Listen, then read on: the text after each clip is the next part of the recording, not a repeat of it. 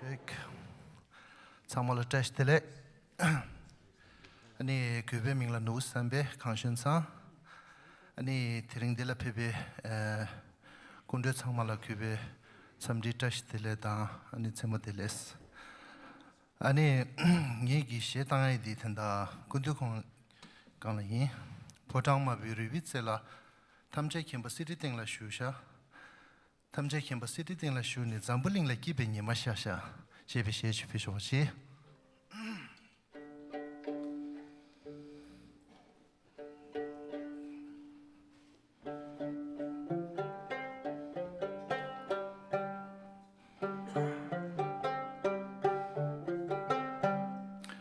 Andela chigi kundu disto aningi Deutsch toni dis shishobashi enanga kewa yomarda enanga sawasalga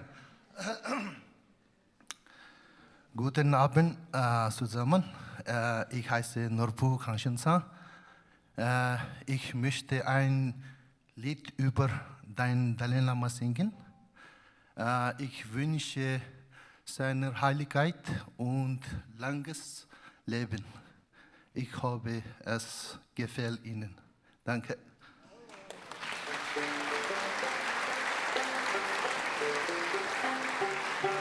Bitte.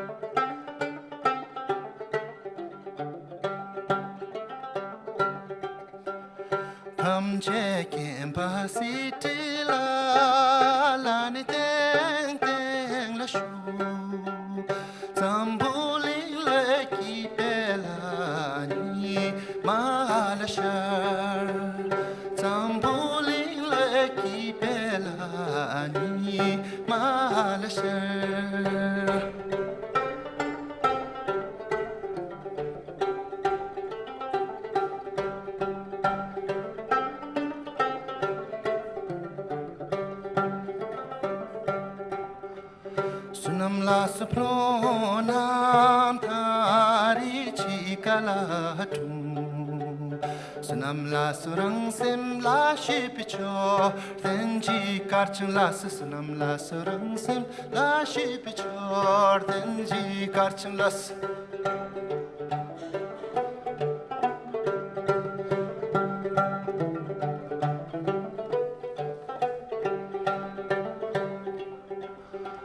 Sunam la sukala poni se malatu Sunam la surang sim la shi pichor denji karchang las sunam la surang sim la shi pichor denji karchang las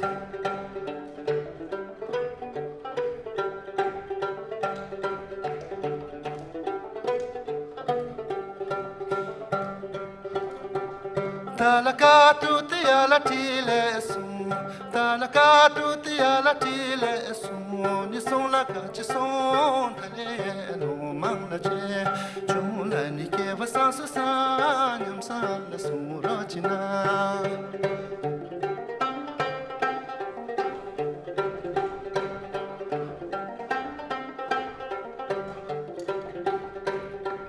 Tela pushing do ala lela apa Tela pushing do ala lela apa Ni sun la gachi son Tale no mangla che Chula ni ke vasan sa sa Nyam sa la sun rachina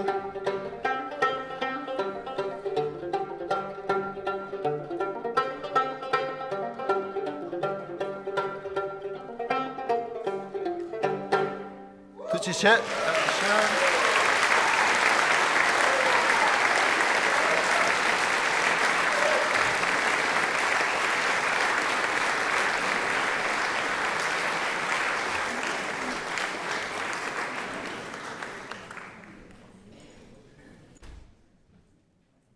Liebe Gäste, verehrte Freundinnen und Freunde, mein Name ist Tenzin Sewo. Im Namen der Gandhi Foundation of the Dalai Lama heiße ich Sie ganz herzlich willkommen. Es freut mich sehr, dass Sie heute Abend hier sind. Die Gandhi Foundation wurde von seiner Heiligkeit, dem 14. Dalai Lama, ins Leben gerufen. Ihr Ziel ist es, grundlegende menschliche Werte, gegenseitiges Verständnis zwischen den Religionen, Frieden und Gewaltlosigkeit sowie den Schutz der Umwelt zu fördern. Sie trägt dazu bei, die einzigartige tibetische Kultur zu bewahren und unterstützt das tibetische Volk, aber auch andere Menschen in Not, unabhängig von Nationalität, Religion oder Herkunft. Für unsere Stiftung ist dieser Anlass etwas ganz Besonderes. Denn das, was wir heute Abend feiern, dieses Buch, dieses Gespräch, vereint mehrere Herzensanliegen seiner Heiligkeit. Das Nachdenken über und das Engagement für eine bessere Welt. Das Engagement für Mitgefühl und die Bedeutung innerer Stärke in herausfordernden Zeiten. Das Thema des heutigen Abends lautet Mut und Mitgefühl in einer Welt im Wandel. Thupten Jinpa hat sich als Philosoph, Autor und langjähriger Übersetzer des Dalai Lama immer wieder mit diesen Fragen beschäftigt, sowohl in seinen Schriften als auch in seiner persönlichen Arbeit. In seinen Texten, auch im neuen Fotobuch, gelingt es ihm, Brücken zu schlagen zwischen der Welt des Buddhismus und der westlichen Philosophie, zwischen spiritueller Einsicht und gesellschaftlicher Verantwortung. Seine Beschreibungen des Dalai Lama sind klar, nachdenklich und stets durchdrungen von Respekt. Immer wieder wird sichtbar, wie zentral das Thema Mitgefühl ist, in Wort und Bild. Mitgefühl oder Warmherzigkeit, wie es Jinpa oft nennt, ist für den Dalai Lama kein weiches oder sentimentales Gefühl. Es ist eine innere Haltung, eine Kraft, die verbindet und die gerade in einer Zeit voller Spaltung, Angst und Unsicherheit ein Ausdruck von Mut sein kann. Denn Mitgefühl und Mut gehören zusammen. Echtes Mitgefühl bleibt nicht an der Oberfläche.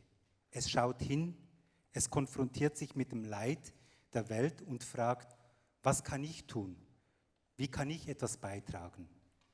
So verstehen wir auch das neue Fotobuch, nicht einfach als ein Porträt des Dalai Lama, sondern als eine Einladung. Eine Einladung zur Begegnung mit einem Menschen, der sein Leben dieser Haltung gewidmet hat. Und eine Einladung an uns alle, das eigene Herz zu befragen. Die Bilder von Manuel Bauer, der seine Heiligkeit über mehr als 3 Jahrzehnte begleitet hat, verleihen dem Buch seine visuelle Tiefe.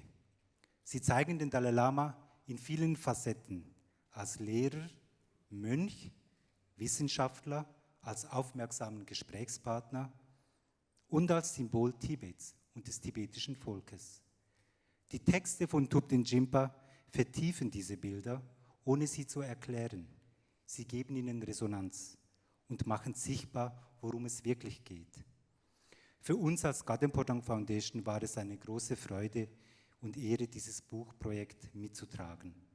Es ist mehr als ein Bildband, es ist ein Beitrag zu einem größeren Gespräch darüber, wie wir als Menschen in dieser Welt leben wollen.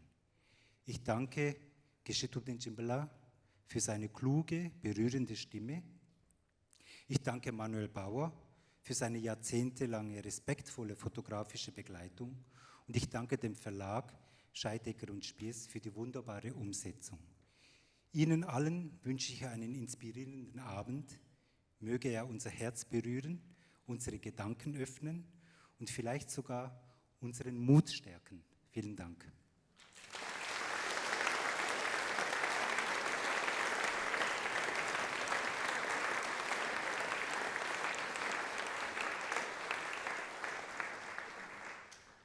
Abend allerseits. Mein Name ist Lara Kroha. Ich bin die Marketingverantwortliche des Verlags Stärke und Spieß. Oh, falsches Wissel. Ich darf nun auch noch ein paar Worte an Sie richten. Der Verlag Stärke und Spieß freut sich sehr über das spannende und schöne Buch über seine Heiligkeit, den Dalai Lama.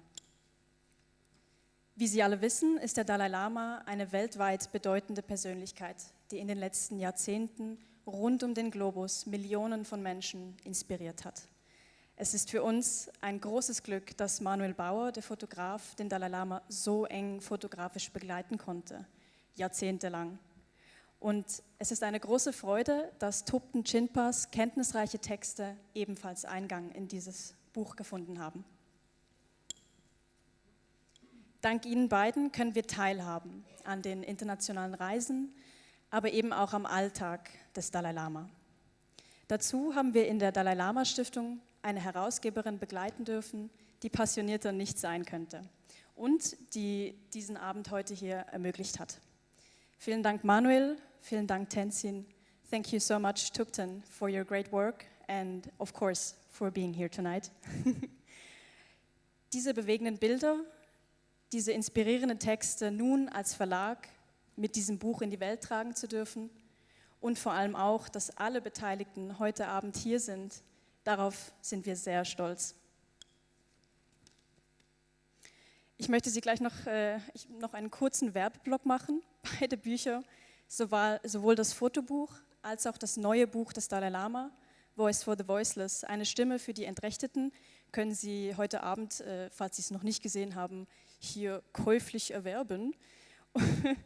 Und dabei ganz nebenbei noch eine unabhängige Zürcher Buchhandlung, die Never Stop Reading, unterstützen.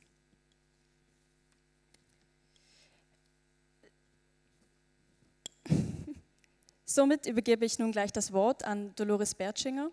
Sie unterrichtet und forscht an der Uni Berne Religionswissenschaften mit Fokus auf tibetischen Buddhismus, visuelle Kulturen und Kunst.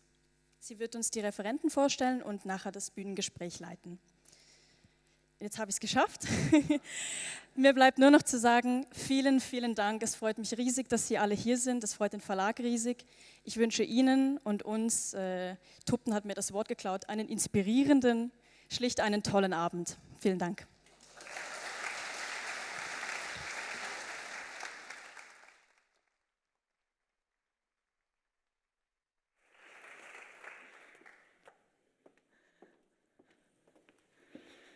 Guten Abend, sehr verehrtes Publikum, auch von meiner Seite und vielen Dank für die liebe Vorstellung. Ich freue mich sehr, nun Manuel Bauer ankündigen zu dürfen, ein reisender Fotograf oder ein fotografierender Reisender, der Geschichten erzählt und Welten verbindet, die sonst kaum je miteinander in Berührung kommen. Manuel Bauer wurde 1966 in Küsnacht geboren, machte eine Ausbildung zum Werbefotografen und arbeitete ab 1988, da war ich gerade erst geboren, freiberuflich im Bereich der sozialdokumentarischen Fotografie. Der internationale Durchbruch gelang ihm 1995 mit der eindrucksvollen Reportage Flucht aus Tibet. Über 3 Wochen hinweg begleitete er einen Vater und seine 6-jährige Tochter auf ihrem lebensgefährlichen Weg von Lhasa aus über den 5000 Meter hohen Nangpa La nach Indien.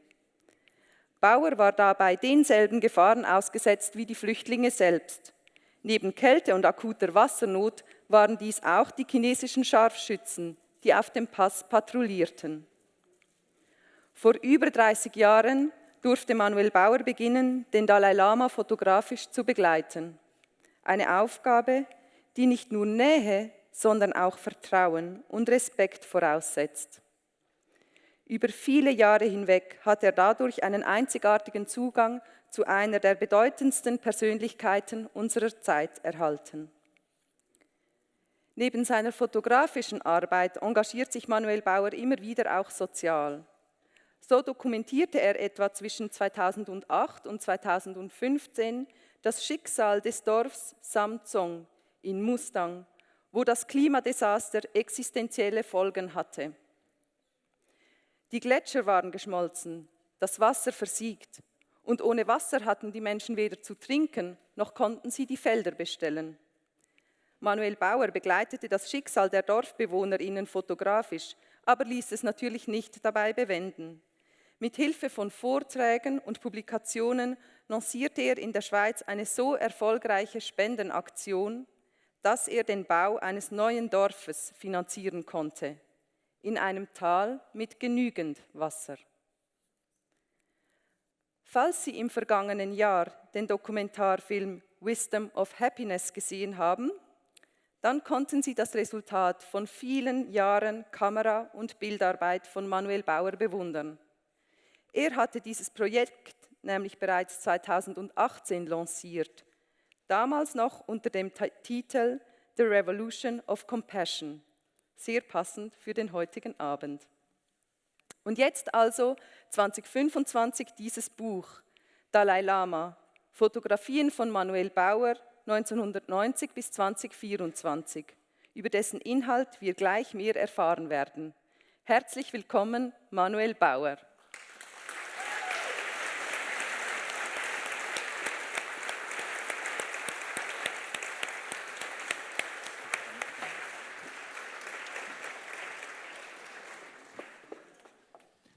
Einen schönen guten Abend von meiner Seite. Herzlich willkommen.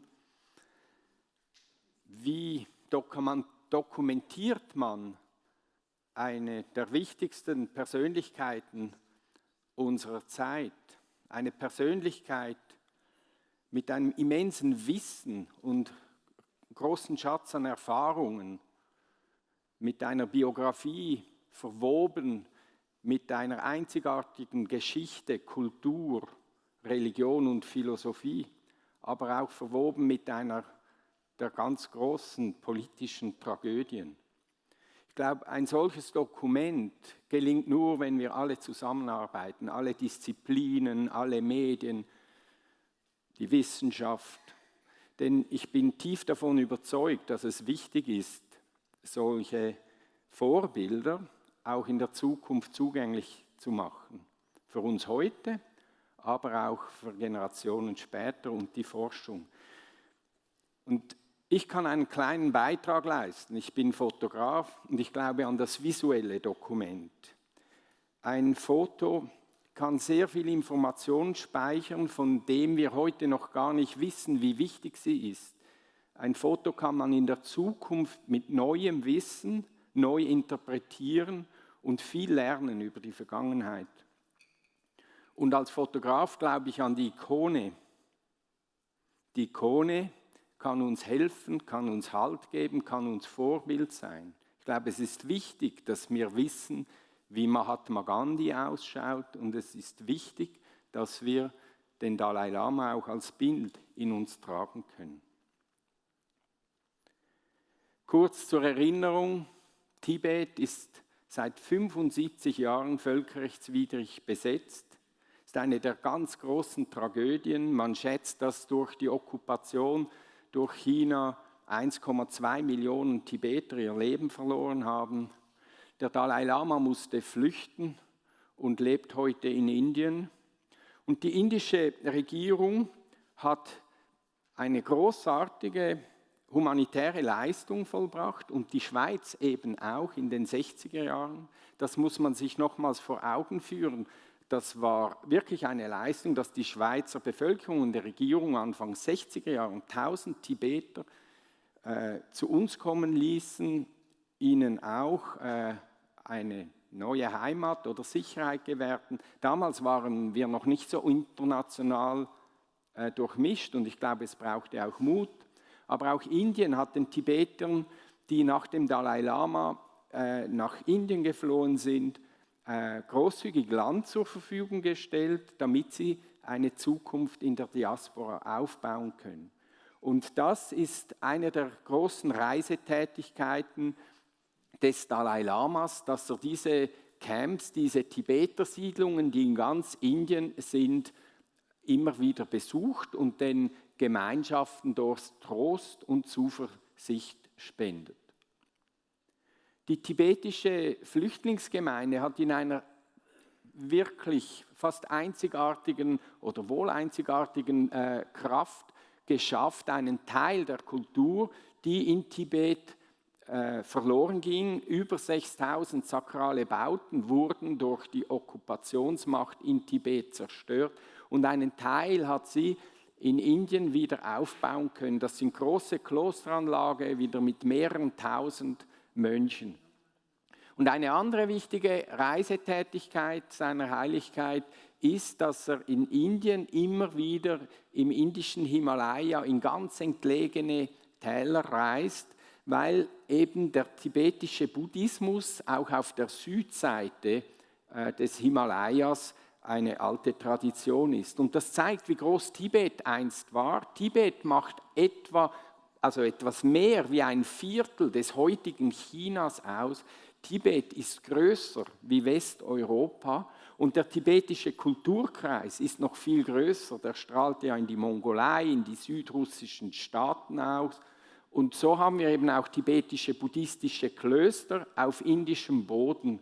Und wenn der Dalai Lama diese Klöster besucht, dann ist das natürlich ein ganz wichtiger Tag für die. Wenn wir mal hinter die Klostermauer schauen, dann sehen wir, der Dalai Lama, hochdiszipliniert, erhebt sich jeden Tag um 3:30 Uhr, um sein Tagwerk in der Meditation und im Studium der Philosophie zu verbringen, um sich vorzubereiten auf seinen Tag, der voller Programm dann ist, wenn er buddhistische Unterweisungen gibt, sein Wissen weitergibt in den Exilklöstern oder auch Initiationen gibt, die Hunderttausende von Pilgern anziehen können.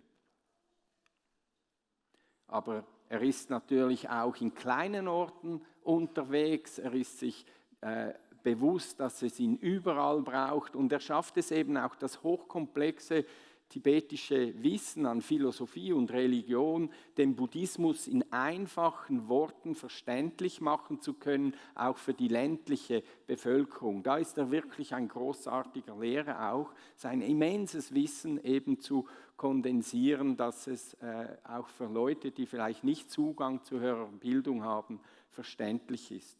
Das Mitgefühl ist das absolut zwingende Logik für seine Heiligkeit. Und ich denke eigentlich für jedes Wesen schlussendlich, all sein Handeln und Denken ist Mitgefühl basiert. Und er ist unglaublich schnell darin, seine Motivation zu überprüfen und immer zu schauen, ob seine Handlung Mitgefühl basiert ist. Hier hat er soeben einen Text gelesen, öffentlich vor Tausenden von Zuhörern, wo Buddha das Leiden in unserer Welt ganz trefflich schildert. Und er sagt, das sind ja positive Emotionen, oder? Wenn einem das Leid berührt. Und das sei ja durchaus okay, dass man dann auch mal kurz weint oder traurig ist. Aber die Traurigkeit, die darf nie so stark sein, dass sie einem übermannt oder behindert darin, eben gegen das Unheil aktiv zu werden. Und negative Emotionen, die gibt es sofort sowieso zu kontrollieren. Und da ist er ein Meister darin, in Bruchteilen von Sekunden zu merken, was ist seine Motivation, welche Emotionen spielen gerade in sein Denken und Handeln mit ein. Und er lebt dieses Mitgefühl. Hier bläst er einer erblindeten Frau etwas von seinem Atem ins Gesicht. Sie glaubt daran, dass der Dalai Lama heilende Kräfte hat. Er selber streitet das ab und er sagt, er könne das auch beweisen. Denn wenn er heilende Kräfte hätte, dann hätte er die Knie, die ihm schon seit Jahren schmerzen, längst selbst geheilt. So ist er nonstop unterwegs. Also was Sie hier sehen, ist ein Querschnitt über die letzten Jahrzehnte. Heute ist er bald 90. Seine Aktivität, sein Radius hat sich durch sein Alter etwas verkleinert. Er ist jetzt vor allem in Indien unterwegs, aber wir wollen ihn jetzt doch auch eben weltweit begleiten. Die Politik ist ihm natürlich auch ein großes Anliegen. Tibet ist nach wie vor besetzt, die Tibet-Frage ist ungelöst. Und so sehen wir ihn natürlich auch in den Hauptstädten der Welt. Hier spricht er zum Europaparlament in Straßburg oder hier kommt er gerade in den Vereinigten Staaten von Amerika an, besucht zum Beispiel hier das Kapitol, wo er empfangen wird. Doch geschieht so wenig in der politischen Situation mit Tibet. Und wenn man ihn fragt, ist das nicht frustrierend? Dann sagt seine Heiligkeit, nein, man muss realistisch sein. China ist eine große Macht, China ist eine große Wirtschaftsmacht und die Wirtschaft regiert die Welt. Das müsse man einfach akzeptieren und er bleibt da ganz gelassen, aber Realist und natürlich setzt er sich ein für Tibet und das ist dieses Denken, er zitiert auch oft Shantideva aus dem 8. Jahrhundert und Shantideva hat gesagt, wenn es ein Heilmittel gibt, warum unglücklich sein? Aber warum unglücklich sein, wenn es kein Heilmittel gibt? Wenn wir eine Lösung für ein Problem finden, ja, dann implementieren wir das und dann ist alles gut. Aber wenn wir nach aller Forschung und nach allen Diskussionen und nach aller Recherche herausfinden, dass es für ein Problem wirklich keine Lösung gibt, dann ist es nur dumm, eine schlechte Laune zu haben, weil das vergrößert dann das Problem. Und darin ist der Dalai Lama ein großer Meister. Und deshalb wird er überschüttet mit Auszeichnungen, mit Ehrendoktoraten, mit Ehrenbürgerschaften oder eben auch mit dem Friedensnobelpreis 1989. Und trotz all diesen Auszeichnungen bleibt er ganz bescheiden der einfache Mönch aus Tibet, wie er sich selbst definiert. Die Friedensnobelpreisträger, die treffen sich immer wieder, die sind in Kontakt miteinander und setzen sich ein für eine gerechtere Welt. Das war Lech Walesa, vorher Shimon Peres, Rigoberta Menchú, bei Václav Havel zu Hause oder hier mit Michail Gorbatschow.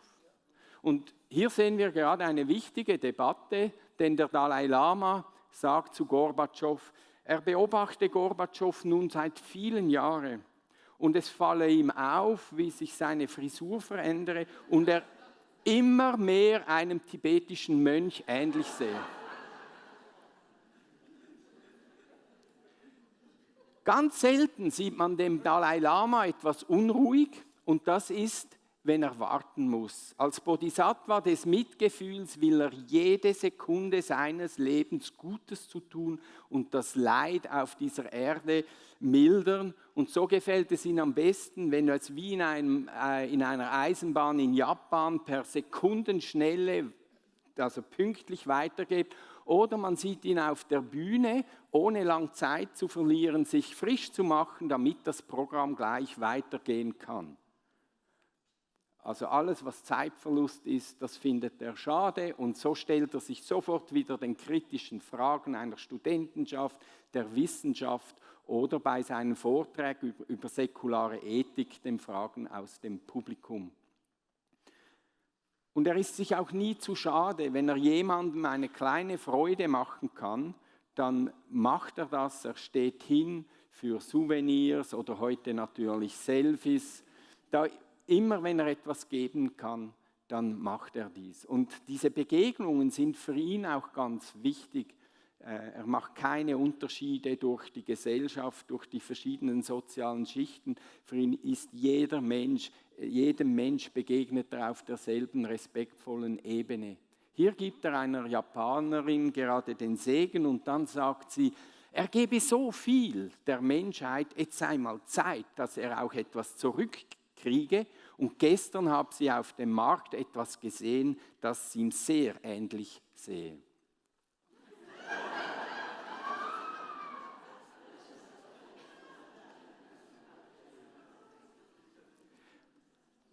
Für mich unvergesslich und eindrücklich sind diese Audienzen, wenn politische Gefangene auf dem einen oder anderen Weg aus Tibet kommen. Das ist Tanak Chigme Sangpo, er war 37 Jahre in chinesischer Haft in Tibet in einem Gefängnis, nur weil er als Lehrer nicht Chinesisch, sondern Tibetisch unterrichtete und seinen Glauben in den Buddhismus und den Dalai Lama nie abschwor. Und das ist tief berührend, wenn man denkt, jemand wurde gefoltert, war in Isolationshaft, hat immer den Glauben an den Dalai Lama nicht verloren. Wenn der Dalai Lama dann fragt, und war es gefährlich, warst du bedroht? Und eigentlich dann meint, ja, an Leib und Leben. Und die Antwort kommt, ja, nein, es ist eigentlich gut gegangen, diese vielen Jahre. Einmal war es richtig gefährlich. Und wenn der Dalai Lama dann nachfragt, dann kommt die Antwort, das ist schon vorgekommen, einmal habe ich beinahe mein Mitgefühl in meine Folterknechte verloren. Also Leute, die jahrelang gefoltert werden, das Mitgefühl nehmen sie mit und sie denken an die Folterknechte, weil die häufen sich mit ihrer Tat ja schlechtes Karma auf. Und die Bedrohung ist eben, wenn dieses Mitgefühl vielleicht verschwindet. Und das zeigt diese enorme Kraft des tibetischen Volkes, das nach all den Jahrzehnten der Unterdrückung immer noch diese Kraft an die Wahrheit, an Tibet und an den Dalai Lama zu glauben. Und die chinesische Regierung kriegt diese Power nicht weg. So ist der Dalai Lama nonstop unterwegs, füllt die Statuen, gibt über säkulare Ethik, über das Zusammenleben Vorträge oder hier sind wir im Central Park zum Beispiel, eine der größten Veranstaltungen, die es im Central Park je gab. Und natürlich auch immer wieder buddhistische Unterweisungen. Er führt in den Buddhismus ein, aber immer mit einem mahnenden Finger. Missionieren ist ihm fremd und er ermahnt uns, seid vorsichtig. Konvertieren ist hochkomplex. Vielleicht ist es besser, ihr bleibt in eurem Kulturkreis, in dem ihr aufgewachsen seid. Es ist gut, aber voneinander zu lernen. Alle Weltreligionen sollen zusammenarbeiten, denn alle Weltreligionen haben schlussendlich denselben Kern, nämlich den Frieden in jedem Einzelnen zu fördern und somit auch der Frieden in der Gesellschaft. So ist der interreligiöse Dialog für ihn eines seiner ganz großen Engagements. Hier ist in einem Sikh-Tempel und das muss man aus Anstand, bedeckt man sein Haupt in einem Sikh-Tempel und hier in der National Cathedral in Washington im gemeinsamen Gebet eine Gedenkfeier zu den Opfern vom Terroranschlag 9/11 mit dem Bischof der National Cathedral.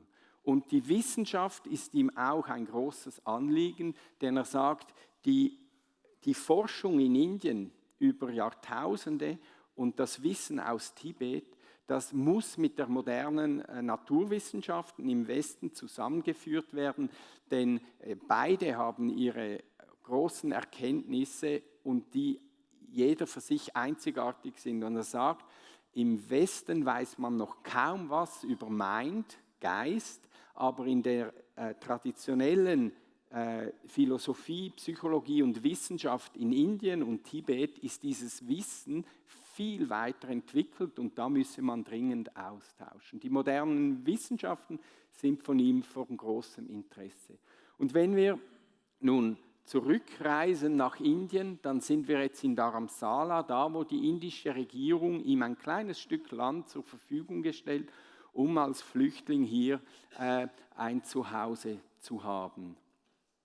Und auch hier, ob Sonntag oder Montag, er ist ganz der disziplinierte Mönch, 3:30 Uhr am Morgen steht er auf, beginnt den Tag mit Ritualen, Gebeten und vor allem natürlich immer der tiefen Kontemplation. Für ihn ist Meditation nicht einfach versuchen, einen leeren Geist zu haben oder nicht mehr zu denken, sondern Meditation ist bei ihm etwas ganz Aktives. Die Meditationstechnik ist nur dazu da, dass der Kopf frei ist, um in ganz analytischer Meditation die Probleme unserer Zeit oder die großen philosophischen Probleme anzugehen.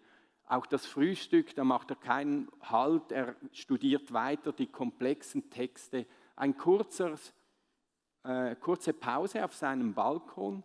Rechts liegt Indien, das Flachland beginnt hier gleich. Vor ihm der Ausläufer des indischen Himalayas. Und nur etwa 170 Kilometer Luftlinie weg von hier liegt Tibet, das besetzte Tibet, das leider heute die chinesische Grenze nach Indien ist, sein Land, das er seit 1959 nicht mehr zurückreisen darf. Die Morgen sind meistens für religiöse Aufgaben reserviert. Hier ordiniert der Mönche, eines seiner Aufgaben. Aber als Dalai Lama muss er auch sehr viele Rituale durchführen, Hunderttausende von Mantras oder Prostrationen vollbringen. Also hochkomplexe Aufgaben, die er auch rituell und spirituell hat. Das ist ein Mittagessen an einem Sonntag, relativ reichhaltig. Wieso? Weil der Dalai Lama eben als ordinierter Mönch diszipliniert seine Gelübde ernst nimmt. Und eines der Gelübde ist, dass ein Mönch nach 12 Uhr mittags keine feste Nahrung mehr zu sich nimmt bis zum nächsten Frühstück. Am Nachmittag standen dann meist Büroarbeiten an, da war er dann im Office. Tenzin Geshe-la war ein Sekretär über viele, viele Jahrzehnte und hat mal zu mir gesagt, Manuel, ich weiß nicht mehr, was tun. In den nächsten 2 Jahren haben wir im Kalender noch 5 freie Tage, aber der Dalai Lama habe schon 20 Auslandreisen zugesagt. Das zeigt diese Power, die da und dieses Interesse, das auf ihn zukommt. Manchmal kommt auch der tibetische Arzt zu Besuch. Die tibetische Medizin ist ein unglaublicher Wissensschatz. Aber der Dalai Lama ist ganz pragmatisch. Gleich Schulter an Schulter sitzt der westlich gebildete Arzt, der auf seine Weise den Puls nimmt. Und da sagt der Dalai Lama, das brauche beide Systeme. Die tibetische Medizin sei unglaublich stark, wenn es um chronische Krankheiten geht, und für mehr akute Sachen nützt er die westliche Medizin. Und die Mediziner haben zu ihm gesagt, ja, er sitze so viel in Meditation, es wäre vielleicht gut, er würde ein bisschen Fitness machen. Und er hat dann zu mir gesagt, das sei für ihn nur verlorene Zeit gewesen, diese Viertelstunde. Er habe zuerst gar nicht verstanden, für was das gut sei, aber dann habe er gemerkt, dass er ja in dieser Zeit für alle fühlenden Wesen in der Welt und in dem Universum beten können, und so gehe diese Viertelstunde Fitness eigentlich gut vorbei. Was in der Welt geschieht, ist für ihn auch ganz wichtig. Er ist immer aktiv und er schreibt Briefe an Regierungen, er versucht Verbesserungen in dieser Welt voranzutreiben. Am Morgen hört er immer BBC World Service, am Abend schaut er Nachrichten, hier in seinem Meditationszimmer. Doch das Wichtigste für ihn ist das Textstudium, die tibetische Philosophie, die Gebete, auch die Rituale, das sind symbolische Opfergaben an eine Schutzgottheit. Aber diese tiefe Meditation, da geschieht es, das ist das Zentrum für ihn. Da kommen neue Erkenntnisse, da trainiert er seinen Geist, da lernt er seine Emotionen zu kontrollieren und das Mitgefühl zu kultivieren.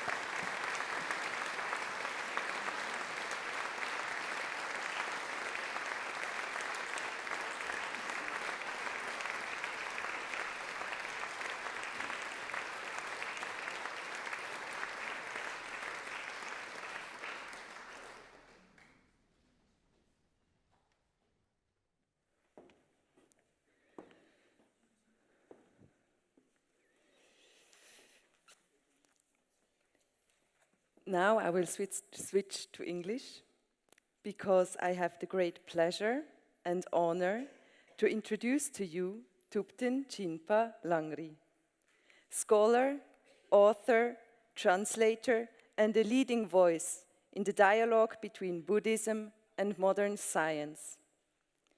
Jinpa was born in 1958 in Dzongkar, a border region of southern Tibet.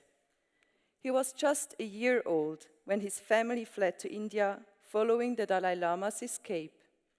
He was raised in a boarding school in Dharamsala, where at the age of 6, he first met His Holiness the Dalai Lama. During that brief encounter, young Jinpa asked, "When can I become a monk?" To which the Dalai Lama replied, "You can become a monk anytime, but you have to study first." And so Jinpa did. He was educated in the classical Tibetan monastic tradition. However, his intellectual curiosity pushed him beyond the confines of traditional education. He taught himself English through comic books, radio, and conversations with Western travelers in Dharamsala. Finally, he finished his Buddhist studies with the highest degree of a Geshe Larampa, comparable to a doctorate. In 1985, he received a very unexpected call. The Dalai Lama needed an English translator, and Jinpa stepped in and has since served as His Holiness' principal English translator, accompanying him on travels across the globe. Over time, Jinpa decided to leave monastic life. He moved to Montreal, Canada, where he lives today with his wife and 2 daughters. While his role has evolved, his commitment to compassion, education, and dialogue remains unwavering. Eager to broaden his horizons, he went on to study in the West, completing a BA in philosophy and a PhD in religious studies at University of Cambridge. Jinpa serves as the chair of the renowned Mind and Life Institute, where Buddhism and science have been researched and taught together since 1987. He is also the founder and president of the Compassion Institute and author of Compassion Cultivation Training, CCT, an 8-week formal program developed at Stanford. Jinpa also founded the Institute of Tibetan Classics, where he oversees the translation and modernization of key Tibetan texts, making them accessible for future generations. Thupten Jinpa has translated and edited many of the Dalai Lama's most influential books, including The Art of Happiness, Essence of the Heart Sutra, and most recently, Voice for the Voiceless. He himself has written many acclaimed books, such as A Fearless Heart, How the Courage to be Compassionate Can Transform Our Lives. Thupten Jinpa's life and work stand as a powerful testament to lifelong learning, deep compassion, and the courage to build bridges between worlds. We are deeply grateful to have you with us today. Thank you for making this very special stop in Switzerland.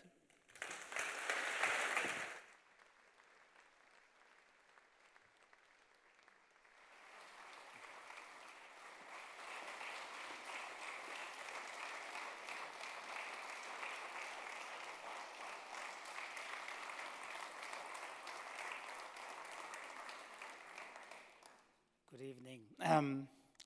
It's a real joy to be part of this evening's event, and I'm particularly happy to be sharing the platform with Manuel Bauer, my friend, and I felt deeply honored to be invited to contribute the essays to go alongside those photos. So let me take this opportunity to once again express my appreciation to Manuel, as well as the Gandeng Podang Foundation that has been editing the volume, and the publishers who have done a beautiful job. So I wanted to say thank you. As Dolores mentioned, I've had the privilege to serve His Holiness for almost 4 decades now. When I began, I was in my 20s. And one of the things that I would like to kind of remind you is, as you have already experienced from these beautiful images, people often forget that when individuals are truly compassionate and spiritual, there is also a joy that is an important part of their everyday life. Because sometimes when we think about compassion and suffering of the world and caring for others and service to others, sometimes there is a danger, particularly in the West, to take it too seriously. So yes, the service is important, the responsibility is important, the work is real, the challenge is real. But in the process, in the actual action, there is also a sense of deep fulfillment. There's a joy. And in Buddhist psychology, there is a deep insight which contemporary science is beginning to catch up. And the insight is this: you can exert your will, power of will, to get into something, to initiate something. But if you want to sustain that energy and motivation for a long period of time, will alone is not adequate. What is it that you need? You need joy. So many of you will remember, recognize this. For example, in the West, and more so in the East as well, particularly in the Western world, and I live in North America, and I do a lot of my work across the border in America, applications of compassion, particularly in the healthcare domain. One of the big challenges of healthcare providers is the problem of burnout. And in the process of being victim to the problem of burnout, what's happening is that people are increasingly losing connection with the spark that motivated them to be in that service to begin with. So many people who get into teaching professions, like especially the kindergarten teacher, or into healthcare, nursing, and so on and so forth, psychotherapist, the initial motivation is very powerful. It is to serve. A lot of people, individuals are very different. We get motivated by fame, wanting to make money, success. But a lot of people who choose the caring profession, they are motivated by a sense of service. So people differ. But I often tell people who are working in the caring profession, as well as those who choose to do non-profit work, for us, our reward should not be measured in terms of how much we earn.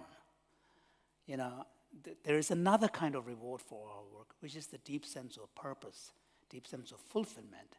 So the joy part is so long as you remain connected to that motivation that initially brought you there, the spark, so long as you're able to keep connected and keep that flame alive, then when you are able to make a difference in someone's life, there is a joy, a deep sense of fulfillment. And it is this joy that will keep you going. So this is what we see in someone like His Holiness.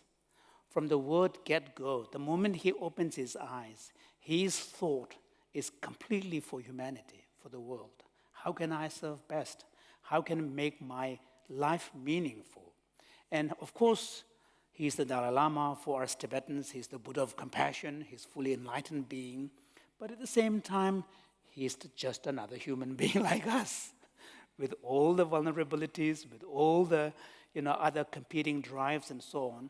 But he's able to do this because he has dedicated his life inspired by what in Buddhism we call the Bodhisattva ideal. The Bodhisattva ideal is choosing orientation towards others to be your primary state of mind. So instead of always saying me first. And these days there's not only me first, but there's a lot of nation first rhetoric too. So we're beginning to see that. But so the orientation someone like His Holiness chose is that of service, and that of service for others. And His Holiness often says that for human beings, at most, our life is about 100 years old. So in a grand scheme of things, it's very short. We feel as if it's long, but if you think in kind of, a larger scale, and then during that period, he says that the most important thing is to make sure you live a life that has a purpose, that is meaningful. And how do you define a life that is meaningful? A life that is lived for more than yourself, for more than yourself and your immediate family. Somehow your life has to be bigger and more expansive than just for yourself. So that is being able to move beyond self. And now we have research showing that individuals who are able to experience any kind of self-transcendence, and this is probably one of the reasons why there is a lot of attractions to some of these substances, new substances that are being appreciated, because those kind of substances allow you to get out of yourself, to experience this vastness, this kind of self-transcendence. So there are research that shows, I'm involved in various kind of research that does mindfulness-based or compassionate-based applications in healthcare, people with addiction and all of this. And one of the things that we are beginning to find is that among those patients who have taken the intervention, those who score high on some measure of self-transcendence, they are the ones who are benefiting most. So there seems to be some kind of release and freedom that comes from being able to go beyond yourself. And that is one of the reasons why His Holiness says compassion is powerful. Compassion is a very natural quality that we all possess. And this is one area where His Holiness has made a huge effort and been very successful in challenging the traditional scientific conception of human nature which left no room for altruism and compassion. It was dominated by a picture of human nature as being primarily dominated by pursuit of self-interest and competition.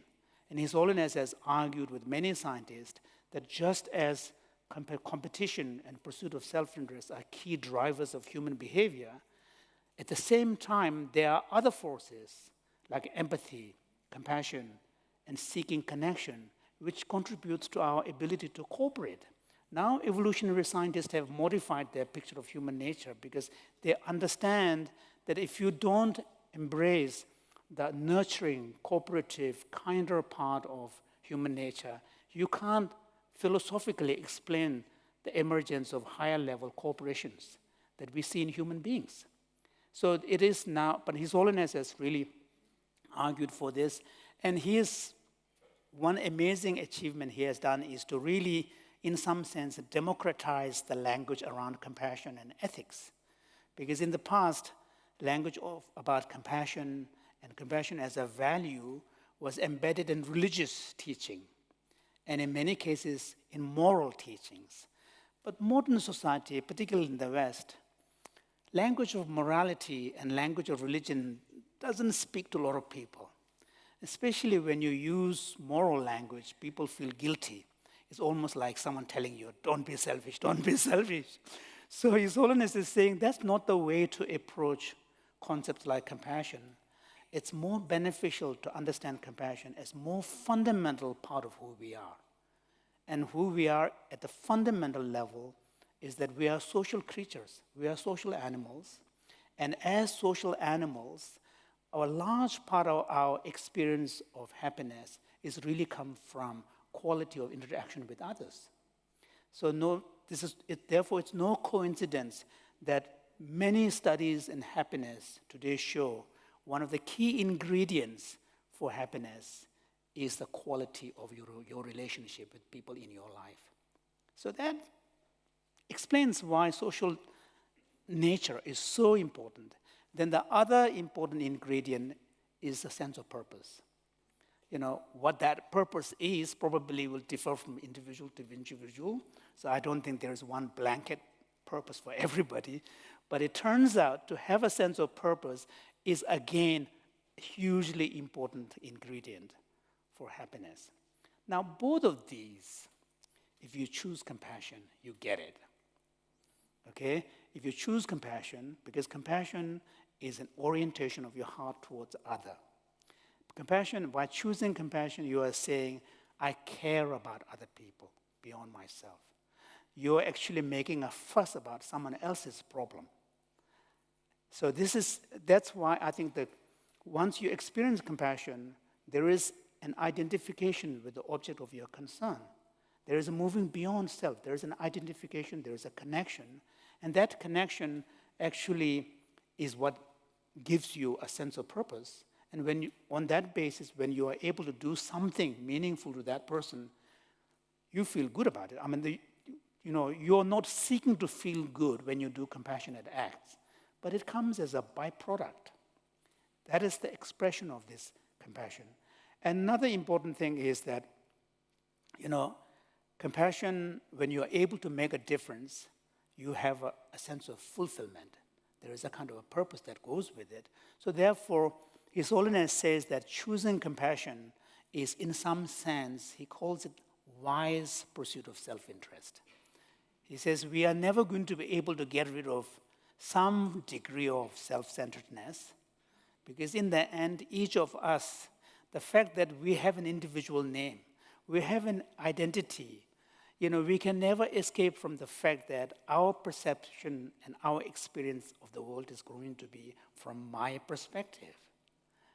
For each one of us, we are the center of the world from which we experience. And I don't think as human beings you can ever escape that fact. But you can do this in a way that is constructive. But many people do this in a way that is destructive. Because when you overemphasize the focus on self, whether it is selfishness or whether it is self-absorption, self-absorption is a kind of obsession with self, then it narrows your vision. It precludes the ability to connect with others. In the end, you create a very lonely self. And loneliness is a huge problem. We do need to make a distinction being alone in solitude and loneliness. They're not the same thing.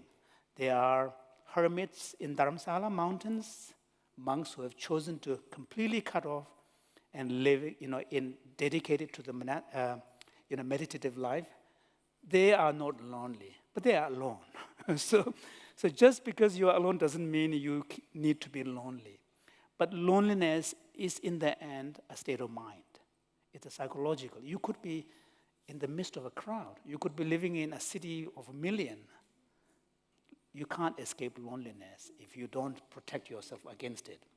And then the best protection is choosing compassion, creating space for others in your life. So I think, this is why His Holiness calls it the pursuit of wise pursuit of self-interest. I think it's, and one of the things that His Holiness says is that when you choose compassion, there is actually an element of courage in compassion. Because you could turn your gaze away and ignore it.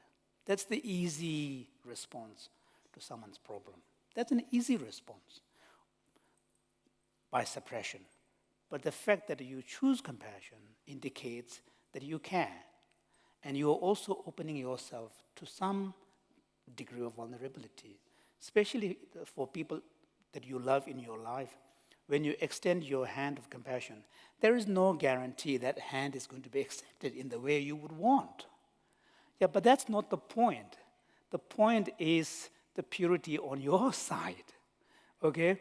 Whether your expression of compassion actually is accepted in the same way and whether it really makes a difference in a given situation depends on many factors.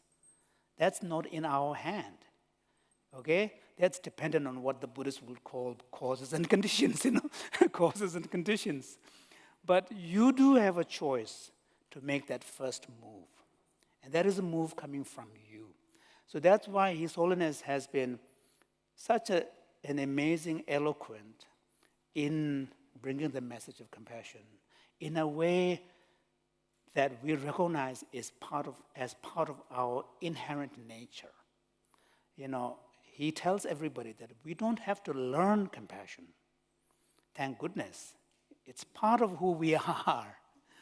But it's like a muscle, but we do need to exercise it. Like muscle, if we don't exercise it, it becomes weak. And for most of us, if we don't choose compassion consciously, then compassion becomes kind of a response to a situation. It's triggered by a situation. So we're at the mercy of a situation. It's like anger. We're not angry all the time, but if a situation provokes us, we get angry. So compassion also becomes the same. When there is a suffering of a person that we love, compassion arises in us as a response. So most of the time, he's saying that we tend to leave it at the level of a reaction and response. But he's telling us that we can actually make it a conscious standpoint, make it more intentional, make it actually a perspective from which we relate to the world. So scientists are now discovering, and the Buddhist tradition has recognized this fairly early, a large part of the motivation that we have in our everyday life are powerful emotional drives. We tend to act out of emotion, and then if someone asks you for a reason, we rationalize afterwards. But in most cases, we act out of sense of moral outrage, feeling being hurt, or whatever, out of anger, so we act. So in a sense, since the actions are coming from motivations, there are different motivation systems like a threat detection-based system like fear or anger, or a kind of a more greed-based systems like seeking fame or acquisition or, like making money. Or there's another system where we seek soothing, nurturing, connection. So there are different systems of motivation, and compassion belongs to one of those systems. So if there are different motivation systems from which we can respond to the same thread, what this suggests is that at least in principle, there is an element of choice. Now that choice may be in practice almost impossible for many of us, but in principle, there is a choice which motivation system we tap into. So in the face of, for example, I raised 2 girls. I give this example quite often. And, when the girls were 16, they were allowed to go to parties during the weekends. And they probably are drinking too. In Quebec, drinking starts fairly early. And we had an understanding that, before 12 is the deadline, they need to come home. And if they're going to be late, they need to call me. And of course, teenagers are not going to always, obey the rules. Once or twice they will break. And if that happens, now how do I respond? I'm going to be firm and stern and tell off.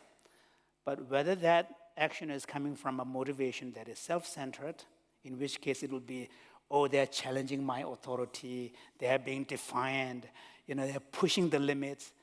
All of that has nothing to do with the kid, my daughter. That has to do with me, Whereas if my motivation is coming from a more compassionate place of, wow, we're living in a big city, they need to take safety seriously, and if they don't let the parents know what they're doing, you can never get, So if the focus is on the child and their safety, that's a compassion-based motive. One is about me, one is about the child.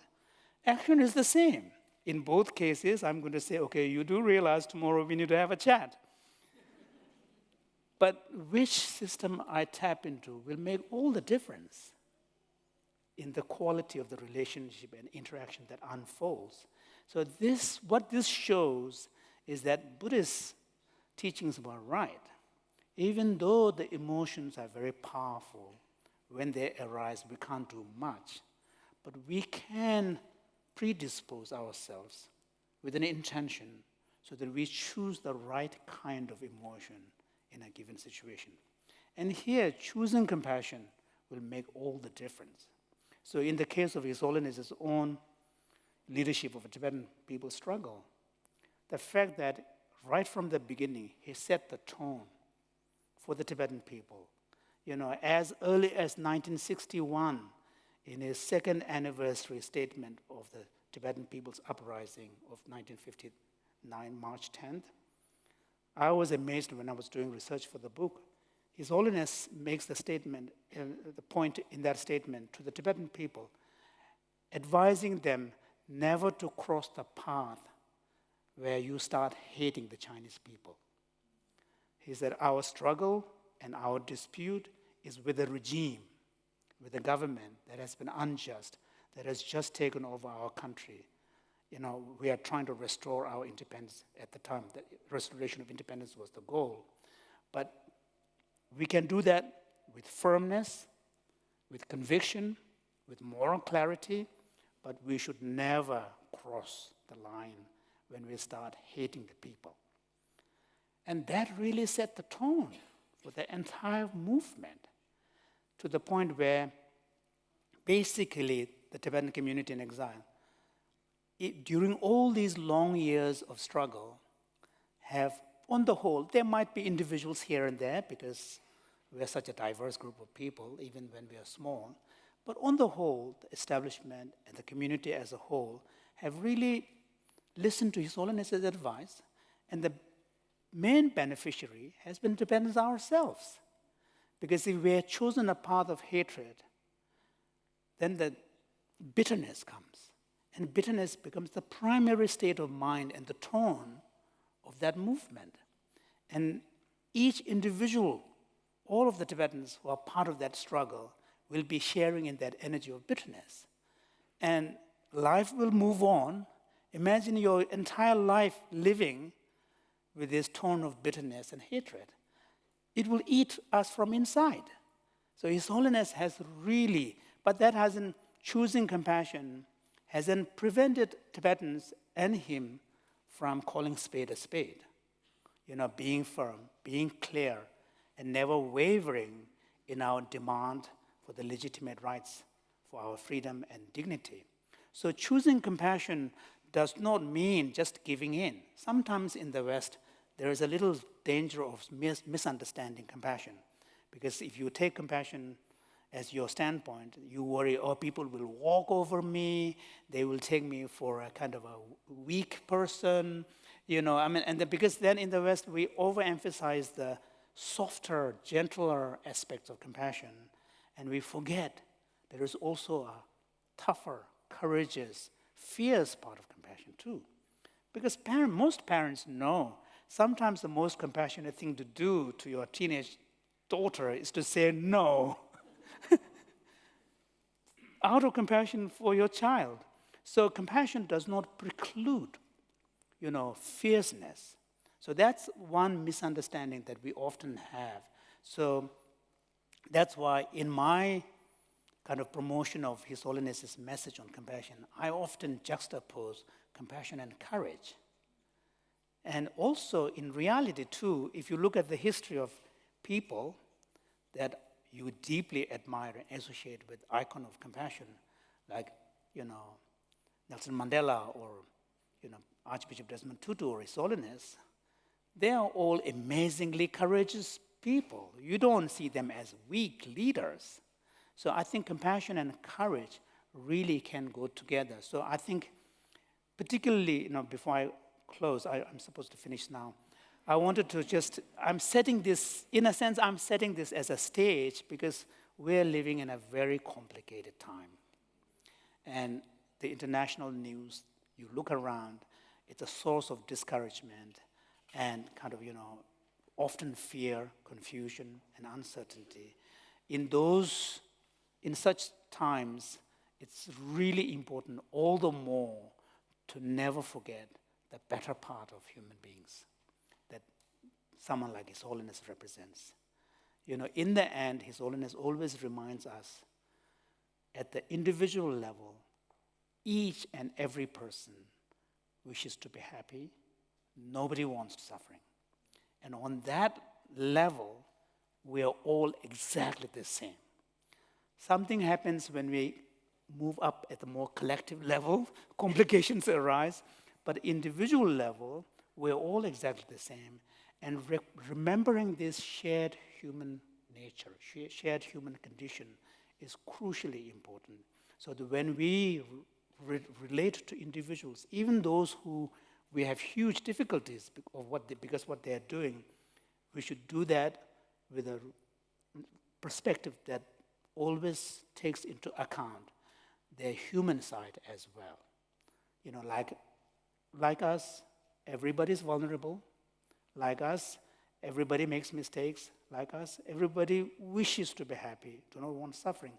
And recognition of that fact. And another important point His Holiness reminds us is that always not to get too fixated on the current situation. Because if you just fixate on the negative current event, then you get sucked into that energy. Once in a while, we need to step back, take a bigger picture, and use a broader time frame. Political wings change, come and go. And on the whole, human beings, up until now, since the Second World War, has been moving more in the positive direction. If you look at the global understanding, environmental consciousness, gender equity, equality, and all of these, greater empathy for people from different backgrounds. On the whole, the trend has been in the right direction. Once in a while, they might be stepping back and shaking a bit. So I think this Buddhist teaching on always remember the wider perspective and taking into account multiplicity of causes and conditions, but never losing hope in humanity. This is crucial right now. And His Holiness says that we don't have the luxury to be pessimistic. Because pessimism, he says, the problem with pessimism is that with pessimism, you have already given up. So we have no luxury to be pessimistic. We have to be optimistic, but optimism grounded in realism is really what His Holiness advocates. And he has been an eloquent voice for such a long period of time. So all of us who admire him, appreciate his contribution, and also kind of deeply cherish what he represents and symbolizes, let us all put that into practice, especially now when the times are looking quite challenging. Thank you.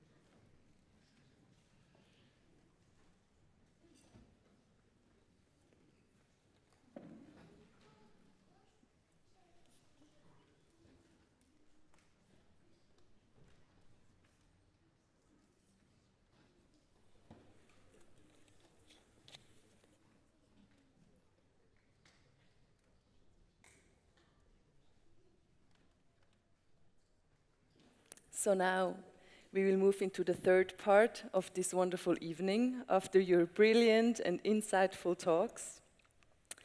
And when I was preparing for this conversation on the book, I wrote to both of you that we will not be speaking about the Dalai Lama as an abstract. Instead, I will be asking you about your perspectives on him, because each of us sees His Holiness differently through our own eyes, our own ideas and experience. But what makes your perspective so valuable is that you have encountered and accompanied the Dalai Lama over many, many years and in many different situations. And I'm sure that your perspectives also changed and evolved with time. So I thought we will start with a more general question, Manuel, on photography. You have spent your whole life looking through a camera, looking through a frame onto the world. What does it mean for you after so many years in your profession to look, to discover the world through a lens? Yes, I think it's about discovery. I mean, if I ask myself, what's the meaning of life? One part might be to learn and to grow. And I'm not an intellectual person, as you can realize by my English. And I ask you to be very compassionate with me, but to accept that I'm very courageous to speak in English, isn't it? So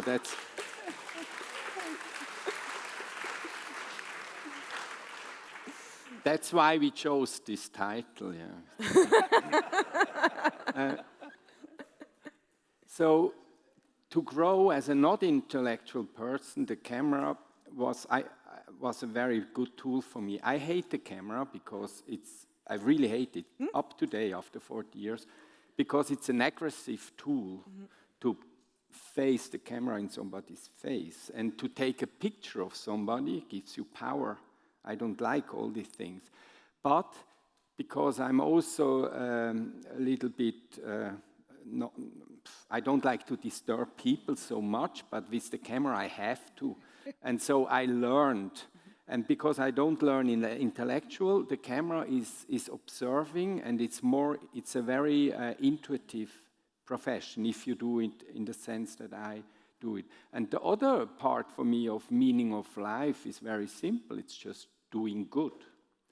And in the tradition of the concerned photographer, doing good, the camera is a very good tool to help or to build bridges or to bring information or to help. And so, it's a very good tool for me. And when you started photographing the Dalai Lama, how did it come about? What happened that you went to India? And how come you also went back so many times and accompanied him for these many years, 1990 until 2024? Well, I try to make it very short. It's the profession. I was asked to go to India and study the Tibetan diaspora. So for me, it was I was a very young photographer, and it was natural to also go and take pictures of the Dalai Lama, whoever this is, because as a young photojournalist, you go in and out with president and rock stars, you're just blah, blah, blah. But then it happened that the Dalai Lama came to open my first Tibet exhibition at the University of Zurich here. And it's a quite funny story, but I try to really make it short. There was a bomb threat, and we were evacuated by the police, but the exit was closed. They couldn't save the life of His Holiness, but he stayed very calm. He had fun. He opened the drawers in that office that they put him in. He had this office chair and I was very fresh, and my respect and my knowledge about the protocol was not so big yet. So I directly addressed His Holiness and said, well, for you this bomb is not a big thing. You're a living God. You can just fly out of the window. And so His Holiness stood up and said, oh yes, like a little bird. So that's the start when I realized, what's going on? There is a bomb threat against him. He might die every second. Why is he so much in control of his emotions? Mm-hmm. But the other thing was, I'm a political person, and the tragedy of Tibet, that touched me. And actually, it was not so much about His Holiness. It was actually trying to serve as a photographer the Tibetan people and the Tibetan cause, because that's where I believe photography is powerful. So His Holiness was, let's say, I misused His Holiness to promote Tibet also. Mm-hmm. Mm-hmm. Mm-hmm. And when you create such a photo book, like the one that we have now here, it's not that you're working on your own. Now you work together with Thupten Jinpa, but you also have a friend who wrote the captions and explaining your pictures. So this is very important also when we look at the book, that there are explanations. Can you say something about that collaboration? Well, it's even much more than the caption, because actually it's why we are here now and why Thupten Jinpa is here, because Christian Schmidt, who wrote these wonderful captions, actually I wanted him to write the text, sorry. But Christian wrote the text for my other book 2020 years ago, and all the text in there, and it was years of work, and we worked together 35 years. We are friends, and we worked all around the globe, and sadly he died a month ago, so that's why he's not here. Mm-hmm. But actually, I wanted him to write the text. Mm-hmm. Then he said, Manuel, these times are over. It has to be a Tibetan to write the text. It cannot be me as an Inchi or as a Swiss. Mm-hmm. And so that's how we could have the big luck to involve you. And it's our last work we did together with Christian.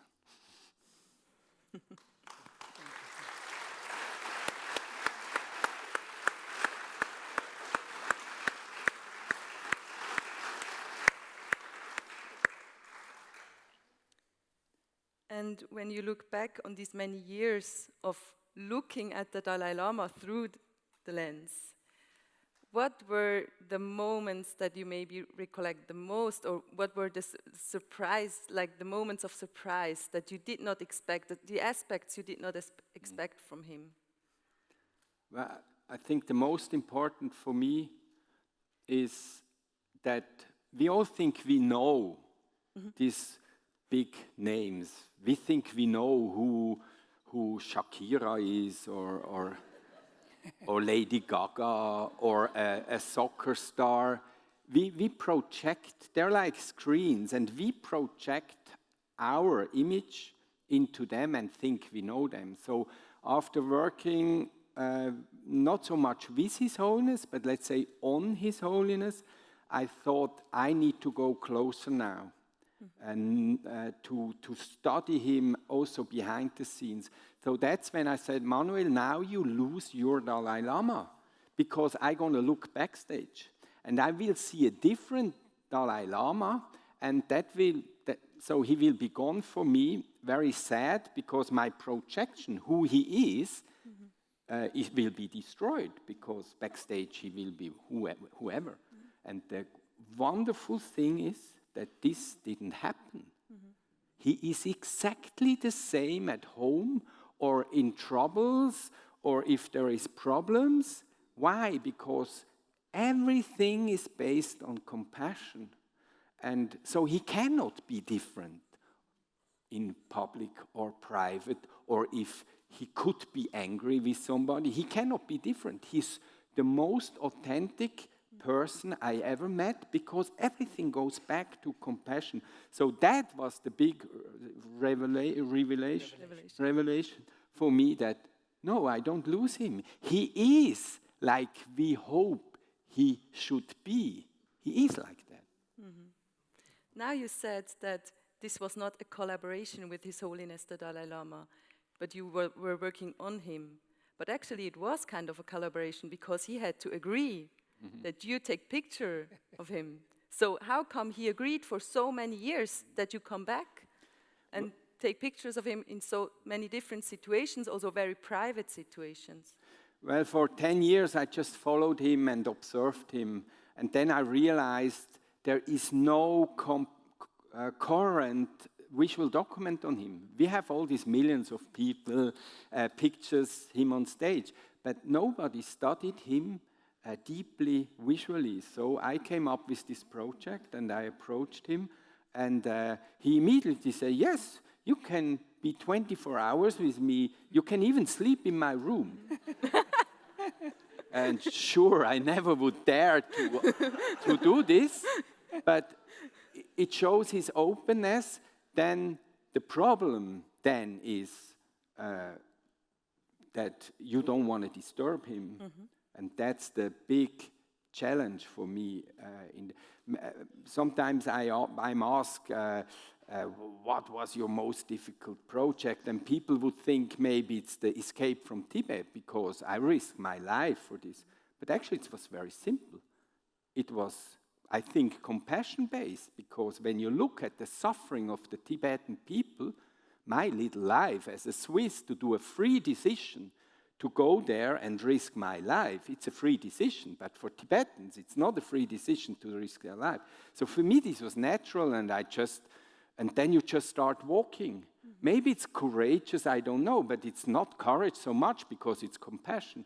But to work with His Holiness, it's my most difficult project, because you don't want to disturb him, and he's protected, and it's good that he's protected by the Tibetan side, but also when he travels by the police and security of that country.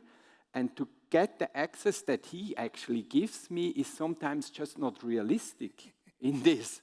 And it takes a lot of wounded knees to please let me do my work. And to be honest, shouldn't say this here, but I'm still bleeding, because I was so often pushed away and not allowed to do my work, which I don't do for me, but because I really believe in it. So it was most difficult. But the most difficult thing is, I think it is that you want to show everything, also his meditation. I was allowed in a retreat where for 3 weeks he wouldn't speak to anybody. Nobody had access to him. And he allowed me to go in. But after years of hoping for this, and after years of getting up 2 o'clock in the morning, oh, sorry, it doesn't work today, when you go in there, you just don't want to be there. Because you're completely exhausted already after all these preparations. And then when you see him in meditation so deep, I don't want to click the camera. I mean, if I would be an egoist, I would just enjoy. But actually, it's not. I shake. I hate myself to be there to disturb. But then, why am I there? Not because of me, but because I have somehow the privilege to try to work on that document for whatever, the world. And then you have to be nasty and click the camera. But then the good thing is that the camera cannot disturb His Holiness. Every person I ever photographed changes when I come with the camera, and it's a long work to make them be natural. But with His Holiness, you know, I asked him, oh, I'm so sorry, do I not disturb you too much? And he said, why? I just ignore you. So he prays for all of you 24 hours, but me, he ignores. So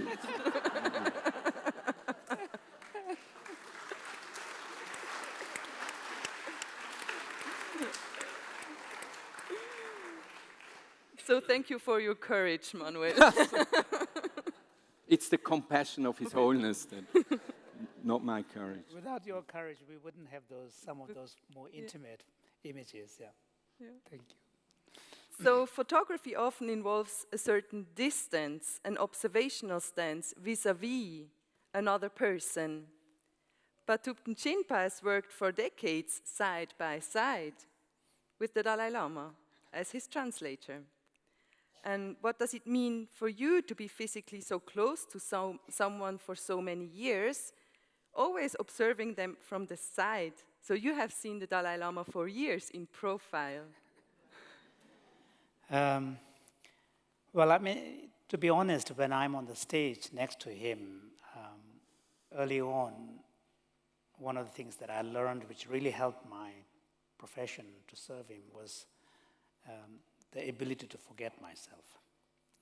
And so when I'm there, I'm fully attentive, because when His Holiness is speaking to an audience in the West, he prefers to speak in English. That way he can feel direct, communication, which means then the translator has to stand next to him so that if he is struggling for a word, you gently suggest a few words. And but you do it in a way that wouldn't disrupt his flow of thought. So it's a kind of an art. And so I've learned to do this fairly early, because he prefers to communicate, unless he's giving a Buddhist teaching or a kind of a humanities university lecture, in which case, of course, he prefers to speak in Tibetan, and then I do the translation. But if it is one-to-one or a general public talk, he prefers to speak in English. So in those moments, I actually, quite often, I'm almost in a kind of a meditative state, because I'm fully absorbed, and the people around me cease to exist, actually, even kind of the awareness. And there's no moment of self-consciousness, because early on I realized the moment I get self-conscious, I become nervous, and then things start to go wrong. So there's something very curious about self-consciousness. Then I began to examine it. And the funny thing about self-consciousness is that it is very different from self-awareness. Self-consciousness is an image of yourself seen from outside. That's what makes it very disturbing. Whereas self-awareness is an awareness of your everyday behavior.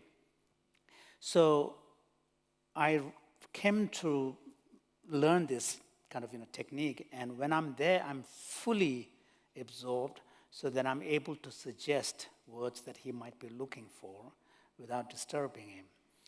And this reminds me of a story. Once he was giving talk at a luncheon in some American city for a university, and it was one of the things that the university do is to, when they have important dignitaries, this is their way of treating their alumni donors, the important donors. So I stood next to him and spoke, and when I sat down at my table, there was a woman. She said, "I wish the way you look at His Holiness that my husband would look at me."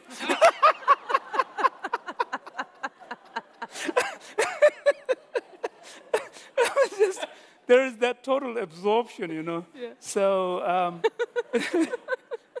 so no, it's almost kind of a spiritual experience. It's powerful, yeah.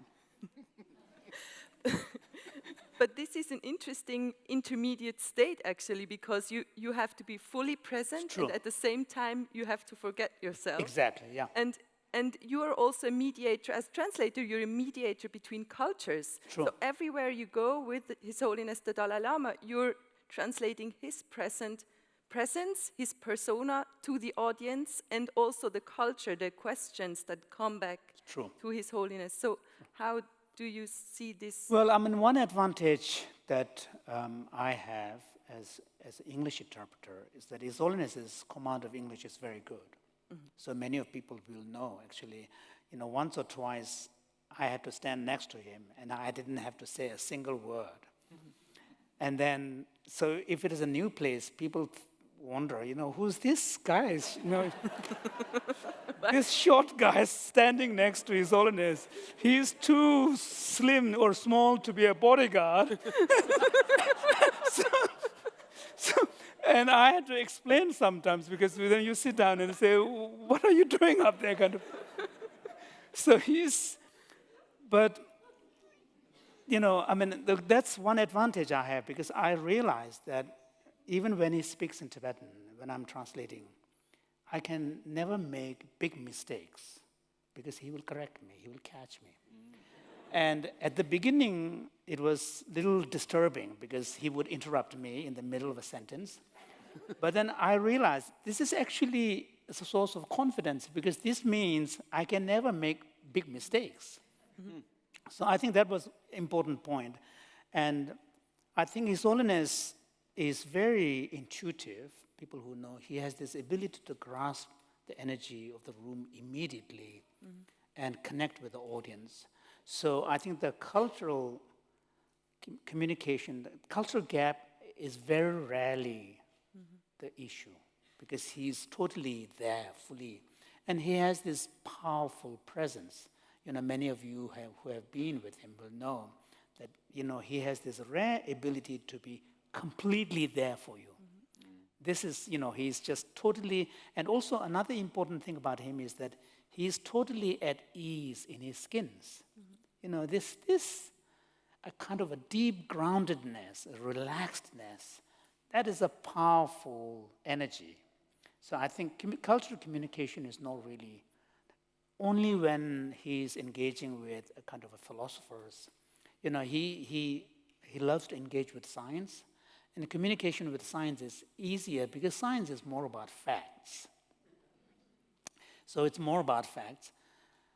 Philosophical discussions with Western philosophers and thinkers is more complicated, because philosophy is not about facts. Philosophy is a meta-level discourse. So philosophy is discourse about our understanding of the world. So it's a second level. So there are a lot of technical terminology. Those are instances where then the cultural difference is a big issue, because often academic discussions tend to presuppose certain familiarity with technical vocabulary and basic set of assumptions. So those are when I have to do a lot more cultural. Basically I have to not only translate what is being said, but I also have to share with His Holiness, this point is coming from this assumption which takes into account X, Y, and Z, and then I have to make comparison to, in Buddhist philosophy, the parallel is this, and then he's able to engage. So those are more challenging ones, but general communication is not really an issue, yeah. And now we heard that His Holiness the Dalai Lama is always the same, like in every cultural surrounding, no matter whether he's in the White House or doing a Buddhist ritual, he's always the same person. But actually, in this book, we see His Holiness with many different facets. Yes, true. So how do you bring this together? Sure. How do you deal with these many identities in one persona? Well, I think His Holiness, naturally adapts to the role he's dimension that is important. For example, he would visit when I was a young monk, visit the South Indian monasteries quite often, and his own academic background is the Buddhist monastic training. And there we see a different side of His Holiness, which the international community don't see it. It's his role as the great Buddhist scholar, part of the ongoing tradition, as an intellectual who has been educated in the monastic curriculum. That's a side that you don't see internationally, but you see that when he's in the monastery. Then when he was leading the Tibetan struggle, he's meeting with the government officials, then there is a different side of him. And you see, he actually changes. But as Manuel says, he's always authentic. That's the thing. Everywhere, the grounding is compassion, and he's always authentic. So this is one thing about him. But he does have this multiplicity of roles. For example, I've been with him in some retreat settings with Christian contemplatives. We had twice a retreat in Italy with a Christian meditation group. And again, there's a completely different context. And he's now reaching out beyond his Buddhist tradition to seeking a common ground where Christian teachings and Buddhist teachings on love, patience, and compassion and mercy can come together. And what would that mean in practical terms to a devout practitioner, for a Christian practitioner, for a Buddhist practitioner. So he's amazing in that sense. He's able to immediately jump into that aspect of him that is being asked to get engaged in. And so, I think, and then, I had the privilege to work with him on some of his major international books. Then there, we're sitting down, debating about the manuscript, saying, I would assist him and do the draft, and he says, well, not so sure, this doesn't sound like me, and this can't be right. And then his debating background comes out, and he's debating. And then there, he's like a colleague. I'm way more junior. I'm a Tibetan who sees him like a Buddha of compassion. But in that context, he would treat me as equal so that we can get the job done in a way that is intellectually stimulating and challenging each other's perspective and views. So he has this ability to be really there fully. That's quite rare. So I would like to talk a little bit more about the individual facets of the Dalai Lama that we see in the book. Time is nearly up, but maybe we have just a short round to really talk about the photographs and the text, because it's a whole body of work in this book. And what was striking me when I was looking through the book is that we can really see that the Dalai Lama always remains the same because of his representation. He's always, wherever he is, no matter where he is, leading a ceremony, flying in a plane, visiting the White House, he's always wearing a robe, carrying a mala in his hand. He keeps a very simple cloth bag, and depending on the weather, he's wearing slippers or shoes. That's him. He's just a simple monk, and he remains a simple monk, despite all his responsibilities and fame. And we also saw these pictures, of this simple life. He also said he always has the same daily routine, and I would like you to talk a bit more about this worldview that leads also his whole political agenda, but also his everyday life, his habit, his routine, as just being a simple monk. Yeah, I think I mentioned that in the book there is an important kind of statement in the Tibetan tradition for the monastic members. It says, as far as your own self needs and activities, dedicated to meeting your needs is concerned, as little needs and as little desires as possible. but with respect to service to others, then you can have as many needs and as many activities as possible. That is him. At his own personal level, he is always sure about him being a Buddhist monk. And his robes, the robes that Dalai Lama wears, is exactly the same robes other fellow monastic members wear. There's no separate robes for the Dalai Lama. It's exactly the same. Routine is the same. In some sense, it's way more dedicated. I was never, even when I was a monk, I was never pious. I never got up at 3:30 in the morning, And His Holiness gets up at 3:30. So he really is able to kind of, keep this balance of, on the personal level, being a simple monk, having no ego, having no arrogance, committed to his own personal practice. But when it comes to his mission for the world, then he's ambitious, he's active, he gets involved in multiple work. So that is a beautiful balance that he really carries without any conflict. And that is quite rare, yeah. And another thing that really also struck me when I was looking through the book is, Manuel, you said the Dalai Lama is always very protected. But actually what we see in the pictures is that he's always physically he's very close to people. He hugs Desmond Tutu, he blesses this blind woman and places his hand on her cheek. And he draws a Western Buddhist woman really right to her, right to his chest. He's really holding her. And I wanted to know from you, Manuel, what this physical closeness and warmth, how you experience this in your work, because you also were so close to him. I think it's just a very human, natural notion. I mean, actually, he's doing what I think deep in we all would like to do. We just, by conditions, don't allow us to do. We are controlled, or we should not. But to be honest, my deep human nature would do the same thing. Yeah, if I see somebody that I like, I would embrace him or her. If I see somebody suffering, definitely.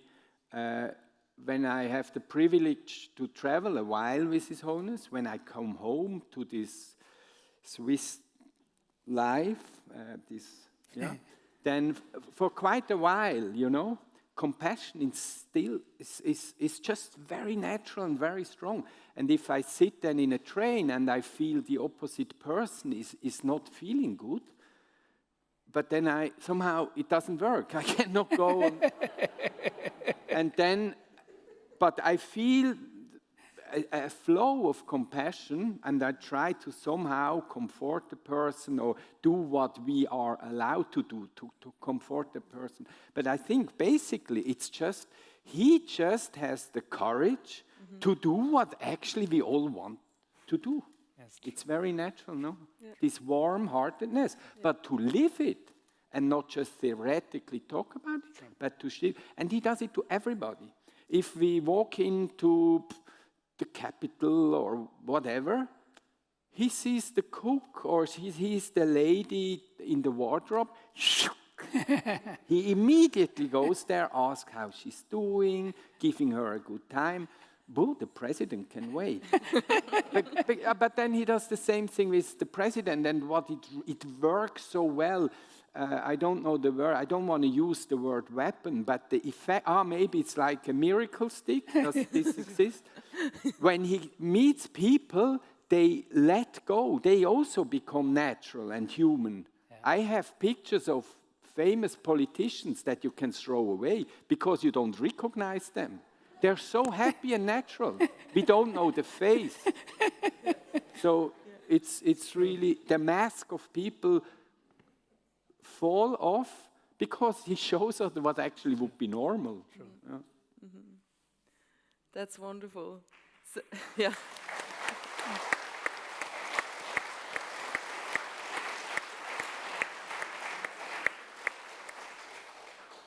So one final aspect that I would like to talk about, because it's the topic of this evening, is courage. You mentioned it just right now. But Thupten Jinpa, for you, what did you learn from the Dalai Lama about courage, like in a very practical, hands-on way, in everyday life? Well, I suppose one thing that I learned from His Holiness is that courage in the sense that, people-to-people problem, because a lot of our problems have to do with our interaction with others. Once you move beyond a certain level of immediate kind of urgent problems. So it's more about interaction and misunderstanding and miscommunication. And this is one area where I've really learned how courage is important, because you can't control how people react to what you do, but you have control or say in how you show up and what is your underlying intention and honesty that you can bring into the situation. And once you have taken care of that, then don't worry too much about all the things that comes after. That I have benefited a lot, because my father was someone who worried a lot. I used to tease him that even if his children were 3, none of us are struggling, he will find someone to worry about. So he worried a lot. So partly I had a kind of an aversion to excessive worry. Then after seeing His Holiness, one thing that I wanted to learn from him was how to be at ease with yourself. In the end, things work out. So why expend so much energy being anxious and worrying about it? And that's one thing I've really learned from him. Thank you.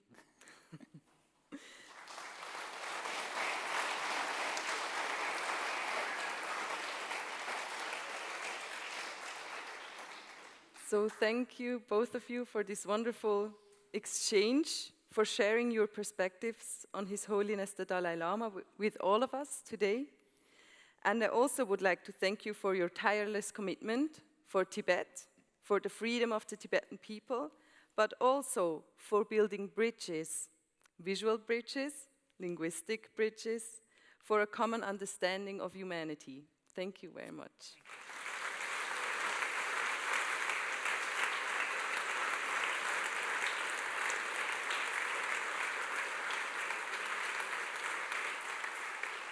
Hello? Hello? Thank you so much. Welcome, welcome. Hallo? Hallo? Hallo? Hallo, hallo? Singt wer? Funktioniert, okay. Ich möchte im Namen der Stiftung, im Namen des Verlags und ich denke auch im Namen von euch allen den Referenten Thupten Jinpa und Manuel Bauer ganz herzlich danken. Ich möchte auch Dolores Zoé Bertschinger für die tolle Moderation und die Einführung der Referenten danken und auch die Musiker. Vielleicht könnt ihr kurz auf die Bühne kommen. Ich möchte euch ganz traditionell eine tibetische Kadak überreichen.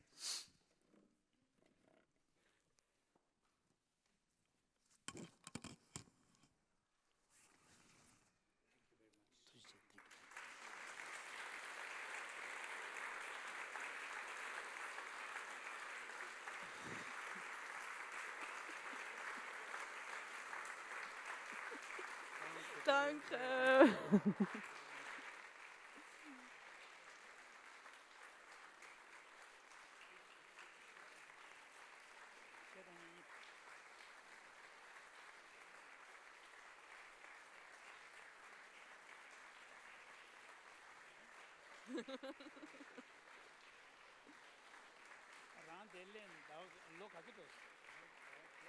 알라 저분 단단해 하고 저기도